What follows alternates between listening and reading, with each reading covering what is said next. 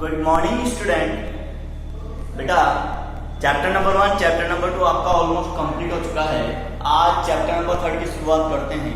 तो chapter number 3 this is start from the original physics syllabus. Motion से start करेंगे।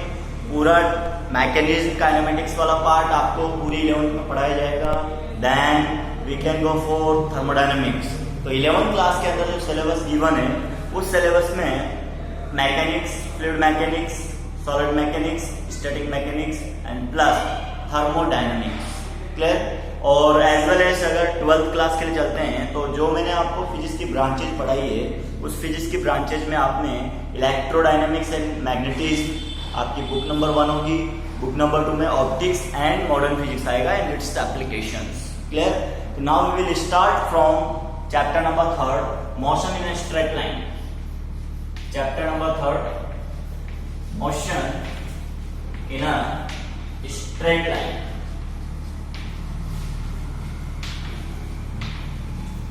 देखिए बेटा, motion in a straight line most common important chapter है। इसका जो बेसिक है, ब्रीफ नॉलेज, शॉर्ट नॉलेज जिसे बोलते हैं, वो आप ऑलरेडी 9th क्लास में रीड आउट कर चुके हो। 9th का जो सिलेबस आपने पढ़ा हुआ है just like distance, displacement, velocity, speed, acceleration, force, momentum, clear, work, power, energy, gravitational acceleration, ये सब चीजें 11th क्लास में आपको मिलेगी। अंडरस्टैंड? 10th क्लास में जो आपने पढ़ा हुआ है करंट, इलेक्ट्रिसिटीज, मैग्नेटिज्म, ऑप्टिक्स, ये सब चीजें 12th क्लास में आपको मिलेगी। इसका मतलब अगर आपको 11th क्लास अच्छे से पढ़नी है तो आपको माइंड में 9th क्लास के डेटा को कंफर्म करना है कि आप ये थोड़ा बहुत जानते हो, और नहीं भी जानते तब भी कोई दिक्कत नहीं। आपका जो सिलेबस है, जो मेरे द्वारा ली गई क्लास है, वो सब बेसिक से स्टार्ट की जाएगी हमेशा। क्लियर? तो देखिए, सबसे पहले फर्स्ट टॉपिक है आपका motion. What is the motion? देखिए, शुरुआत से स्टार्ट कर रहा हूं, बेसिक से स्टार्ट कर रहा हूं। ठीक है बेटा? Motion, what is the motion? Motion का मतलब ये होता है कि if any object will have change its position with reference to time. अगर माना कि ऑब्जेक्ट अपनी जगह खड़ा हुआ है, अपनी जगह रेस्ट में प्रेजेंट है, तब क्या होगा? तो टाइम के रेफरेंस में अगर उसकी पोजीशन रेस्ट में है या पोजीशन डज नॉट चेंजेस, तो उसे आप रेस्ट पोजीशन का नाम देंगे। क्लियर? तो मोशन और पोजीशन ये दो इंपॉर्टेंट फैक्टर है यहां समझने के लिए। तो सबसे पहले आप देखेंगे पोजीशन। ठीक? और पोजीशन में जाने से पहले आपको मोशन पढ़ना पड़ेगा कि मोशन क्या होती है। If any object changes its position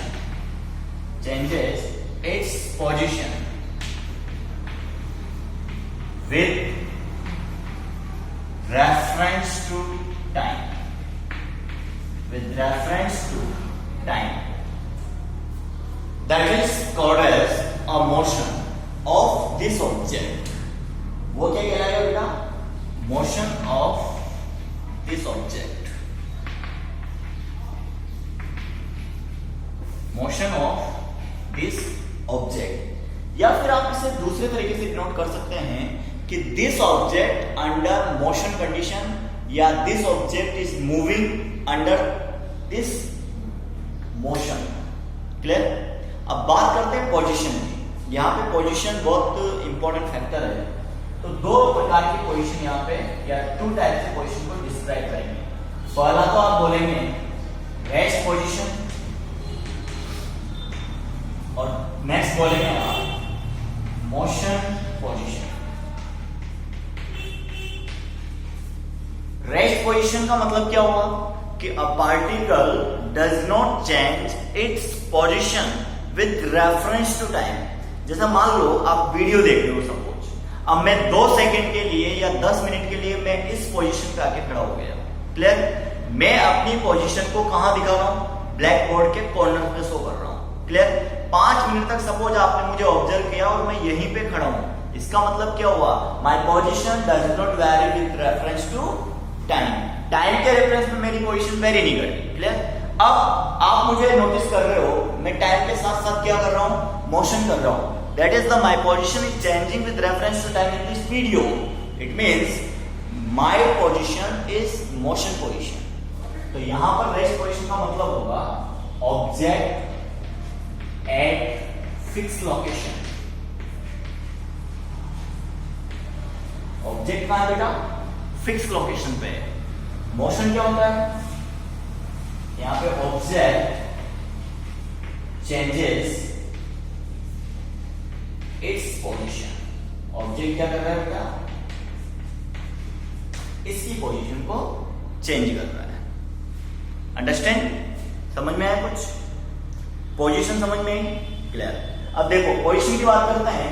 अगर कोई ऑब्जेक्ट रेस्ट पोजीशन पे है, जैसे मान लो ये ऑब्जेक्ट रेस्ट पर है, तो उसके लिए आप क्या बोलेंगे? सर इसकी स्पीड या इसकी वेलोसिटी क्या होगी बेटा? जीरो होगी। क्या होगी? Its speed and velocity should be zero अगर ऑब्जेक्ट रेस्ट पोजीशन पे।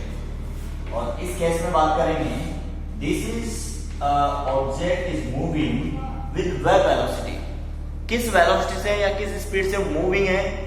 v वेलोसिटी से मूविंग है। क्लियर बेटा? That is the most common point of the motion. Object under the rest position या स्टैटिक पोजीशन या object under the motion position, that is the dynamic position. इसके दूसरे नाम भी है। रेस्ट पोजीशन को आप किस नाम से जानोगे? स्टैटिक पोजीशन के नाम से जानोगे। किस नाम से जानेंगे? Static position. और जो मोशन पोजीशन है उसे बेटा डायनामिक पोजीशन के नाम से जानेंगे। किस पोजीशन के नाम से जानते हैं? Dynamic position. Well done my student, that is clear out. अब पोजीशन क्लियर समझ में आया? यहाँ पे पोजीशन का मतलब क्या हुआ? Rest position and motion position.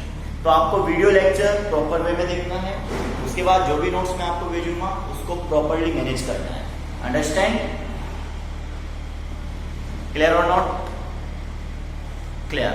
अब आगे की बात करते हैं। ये तो मैंने आपको सिनेरियो ऑफ पोजीशन जनरेट करवाया है सामने ब्लैक बोर्ड पे। चलिए अब मैं आपको कुछ डेटा बताता हूं कि मोशन समझने के लिए आपको क्या माइंड में क्लियरिटी चाहिए।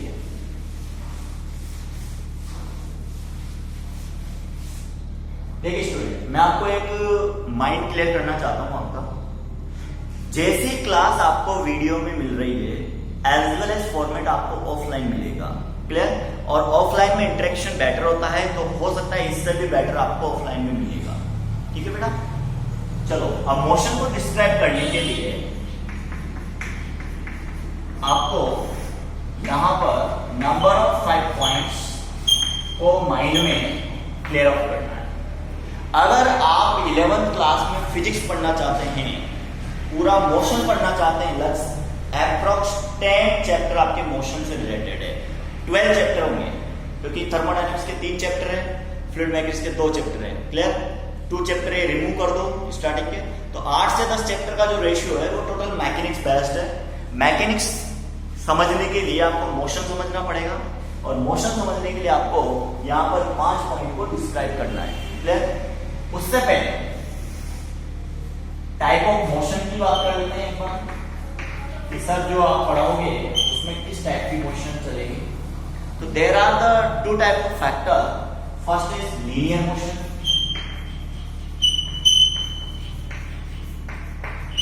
And second is rotational motion.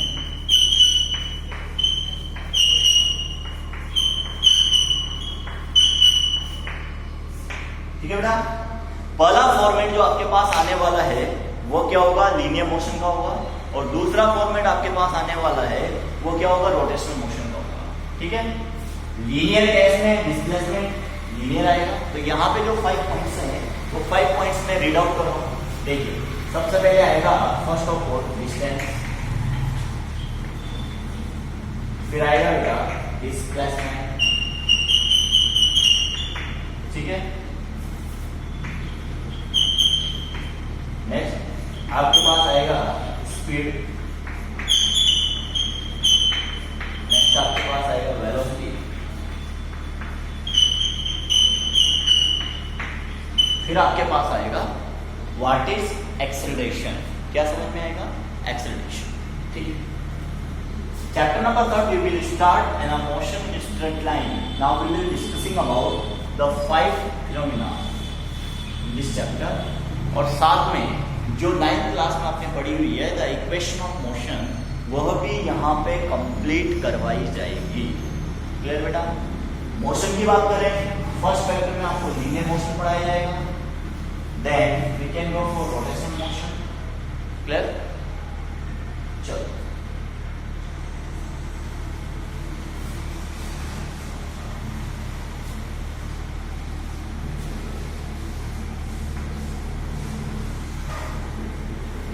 अब यहाँ पे जो मोस्ट कॉमन पॉइंट है जिसको आपको समझना है, आज के 2 टॉपिक में ले रहा हूं, डिस्टेंस एंड डिस्प्लेसमेंट। केवल आज इतना ही पढ़ेंगे, कल से शुरुआत करेंगे, फिर थोड़ी स्पीड बनने के बाद। देखो टॉपिक नंबर 1 मैंने आपको यहां मेंशन किया है, डिस्टेंस। टॉपिक नंबर 2 मैंने यहां मेंशन किया है, displacement.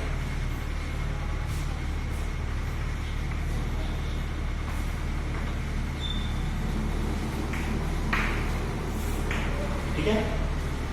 First point is distance, second point is displacement. ये 2 टॉपिक आपके पढ़ाए हैं। देखो सबसे पहले डिस्टेंस की डेफिनेशन क्या होती है?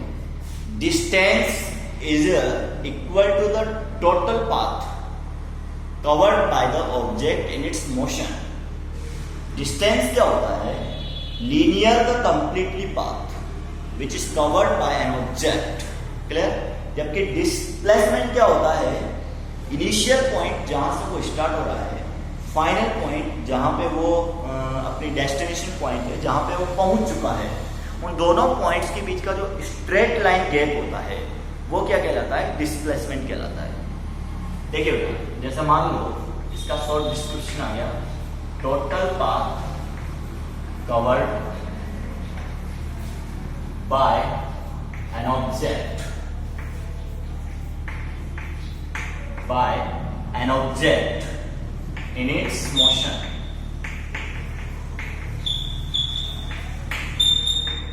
तो यहां पे जो इस वाला फॉर्मेट है डिस्प्लेसमेंट का, वहां पे टोटल पाथ की जगह क्या आ जाएगा? Straight line path, shortest path. क्योंकि डिस्प्लेसमेंट क्या होगा? डायरेक्टली इनिशियल पॉइंट से चल के फाइनल पॉइंट तक जाना है, तो ऑब्वियसली वो क्या होगा? शॉर्टेस्ट पाथ होगा, स्ट्रेट लाइन पाथ। इसकी डेफिनेशन होगी straight line path covered by object in its motion.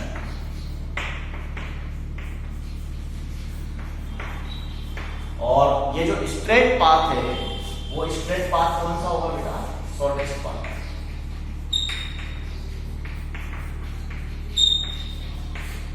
क्या होगा बेटा? Shortest path. यहां पे मैं बोल रहा हूं कि the distance is the total path covered by an object and the displacement is the shortest path. Now we will discussing about, अगर नॉर्मली मोशन के केस में बात करें तो ज्यादा कौन होगा? ऑब्वियसली डिस्टेंस होगा। क्लियर? तो यहां पर फर्स्ट कॉमन पॉइंट है, distance always greater than to displacement. पहला पॉइंट यहां पे निकल के आया है, वो क्या निकल के आया बेटा?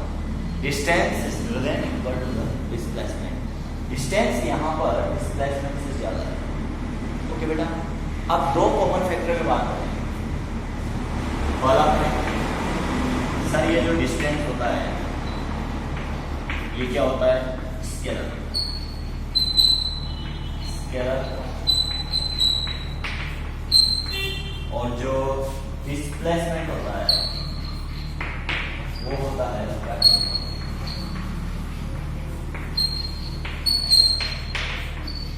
क्या होगा बेटा? ये वेक्टर क्वांटिटी होगा। देखिए दोनों में कॉमन पॉइंट मैं बताता हूं भाई। डिस्टेंस का मतलब क्या हो गया? एक ऑब्जेक्ट यहां से चल रहा है और अपने मूविंग फॉर्मेट में वो कहीं भी चलता है। It means there are no requirement of direction, बस वो चल रहा है, वो काउंट होगा। क्लियर? तो इसका मतलब क्या हो गया, ये ऑलवेज पॉजिटिव, ऑलवेज क्या रहेगा बेटा, डिस्टेंस क्या रहेगा, ऑलवेज पॉजिटिव रहेगा। अंडरस्टैंड। लेकिन बात करते हैं अपन डिस्प्लेसमेंट। डिस्प्लेसमेंट में क्या होगा, भैया तो गया distance always positive. Now what's equal to displacement. देखिए अब डिस्प्लेसमेंट का जो कॉमन फैक्टर है वो ये बोलता है कि मुझे इनिशियल से फाइनल जाना है, तो इनिशियल से फाइनल तो वो चला गया, वो तो हो गया डिस्टेंस। जैसे मान लो यहाँ पे एक डायग्राम बनाया हमने और ये पॉइंट यहाँ ए से बी तक जाना, इनिशियल पॉइंट है और B is the destination point. अब वो घूम फिर के ये चला गया, ठीक है। अगर इसको लेंथ में ले तो ये लेंथ जो मिलेगी that is the total length. क्या मिलेगा बेटा, टोटल लेंथ मिलेगा। और टोटल लेंथ जो मिलेगा वो एक तरह से, अगर मैं इस पाथ को पूरा रिकवर करता हूं तो ये जहां जहां से मैं चौक को घुमा रहा हूं, इस टोटल लेंथ को आप यहां पे डिस्टेंस कहेंगे। क्या डिनोट करेंगे बेटा, डिस्टेंस से डिनोट करेंगे। लेकिन सेकेंड पॉइंट, अब ए से बी स्ट्रेट लाइन डायरेक्शन में बताइए, तो ए से बी आप डायरेक्ट स्ट्रेट पाथ पे गए तो ये तो हो जाएगा डिस्टेंस और ये हो जाएगा आपका डिस्प्लेसमेंट। क्लियर। तो displacement should be positive, negative and zero. Positive कब होगा, जब वो सिंगल इस डायरेक्शन में चल रहा है। नेगेटिव कब होगा, जब इस डायरेक्शन के अपोजिट चल रहा है, ठीक है। जीरो कब होगा, जहां से उसने चलना शुरू किया है वो घूम फिर कर वापस उसी पॉइंट पे आ गया। तो जब initial point and final point आपके सेम हो जाते हैं तो obviously now we can go for initial final point is equal, that is the displacement is zero. Clear. क्योंकि जो स्ट्रेट गैप होगा डिस्प्लेसमेंट क्या कहलाएगा, that is the straight gap between the initial and final point.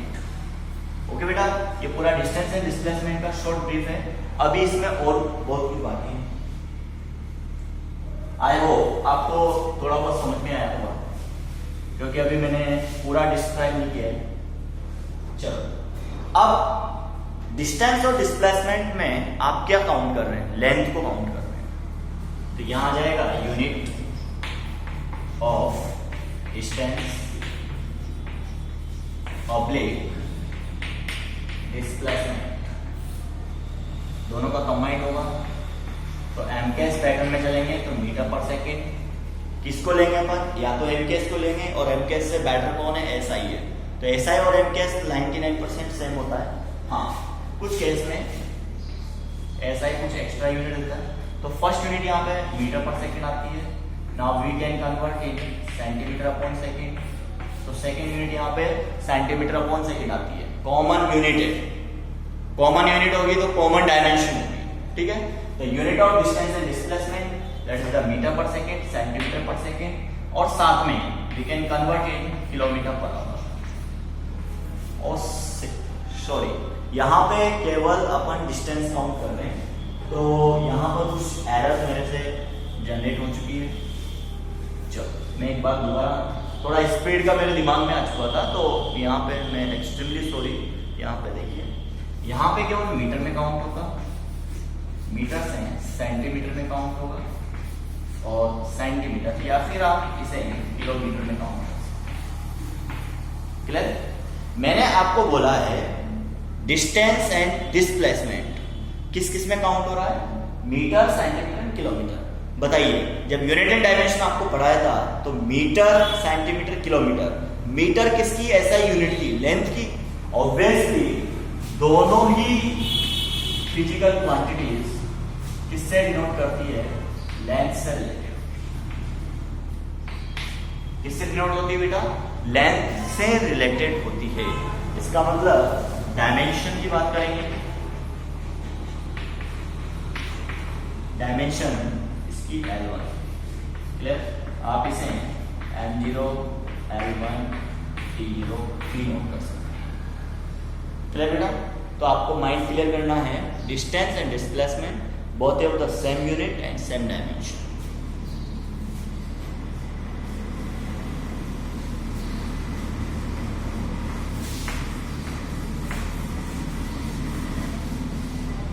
देखिए अब यहाँ पे कुछ इंपॉर्टेंट सेगमेंट एग्जाम्पल से मैं समझा रहा हूँ जो आज का लास्ट रहेगा। देखिए डिस्टेंस एंड डिस्प्लेसमेंट एग्जाम्पल। जैसा मान लो एक पार्क की बात करते हैं, ठीक है, ये आपका 3 मीटर है ए से बी, ये आपका 4 मीटर है बी से सी, और ये आपका 4 मीटर है and 3 metre. A boy is moving on the boundary line from A to C। यहां से ये चला इस डायरेक्शन में और ये इस डायरेक्शन में यहां पहुंच गया। क्लियर? ए से बी गया, देन बी से सी गया। लेकिन बाद में आपको बोला कि second boy is goes to the straight line from A to B, तो डायगोनली इस पाथ के डायगोनली जाएगा, पाथ के डायगोनली चला।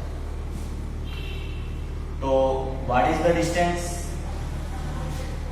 यहां पे डिस्टेंस की बात करें तो AC is equal to AB plus BC, ये हो गया 3 metre plus 4 metre. Now AC is equal to 7 metre. That is the distance. What is the displacement?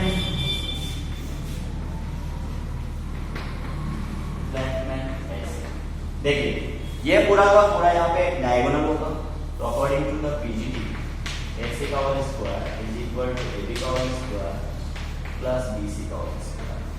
AC का होल स्क्वायर होगा 3 का होल स्क्वायर प्लस 4 का whole square. Now AC is equal to 25। Now AC will be, इसको under root 25 कर दो 5 metre. AC क्या हो गया बेटा यहाँ पे 5 मीटर। क्लियर? तो इन दोनों प्रोग्राम से क्या सीखने को मिला आपको? The distance is greater than, यहां पे greater than to displacement. Distance is greater than to displacement. मैंने आपको थोड़ी देर पहले लिखाया है कि distance is greater than equal to displacement. तो ग्रेटर देन तो आपको एक्सप्लेन कर दिया इस वाले एग्जांपल में। अब इक्वल टू कब होगा? क्लियर? Second example.